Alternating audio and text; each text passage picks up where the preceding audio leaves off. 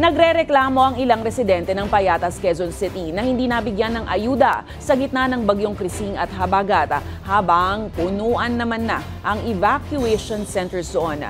Nagtungo naman sa isang evacuation center sa Marikina City si Health Secretary Ted Herbosa para magbigay ng tulong medikal. Ang balitang A to Z ni Kim Salinas. Hindi daw, nakalista kami pero wala daw kami sa tent. Paano kami makakakuha?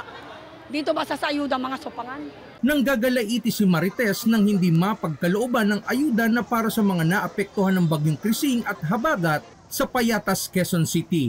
Nalubog ang unang palapag ng kanyang bahay pero hindi siya nakatanggap ng food packs at gamot na kailangan ng kanyang pamilya.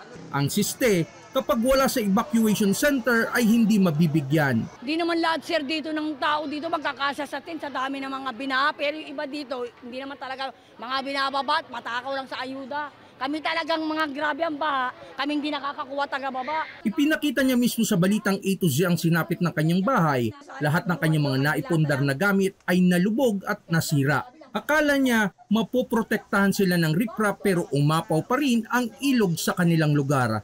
Si Lola Rosita piniling manatili sa tent sa evacuation center kahit nasiksikan sila rito. Ang tubig sa loob ng bahay namin, lampas baywang. Sa kabilang bahay, hanggang sa ulo na. Kaya natakot na kami, lumikas na kami dito sa court. Dito, 3 pamilya kami. 7 ang evacuation center sa buong barangay Payatas na may 415 families at dito pa lang sa Atis Covered Court ay may 142 na pamilya.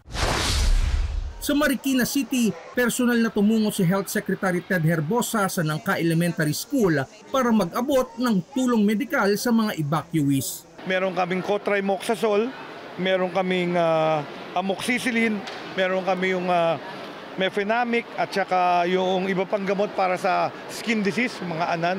Tapos ito yung binamimigay naming mga antibiotics. Ito yung amlodipine para sa mga may high blood.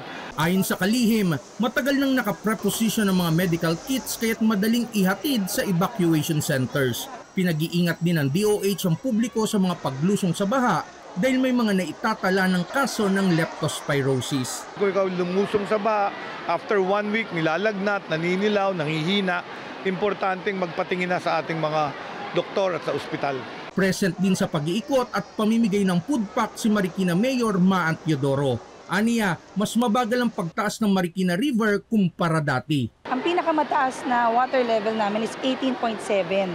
So even comparing it to Bagyong Karina last year, 20.7 yung inabot nun.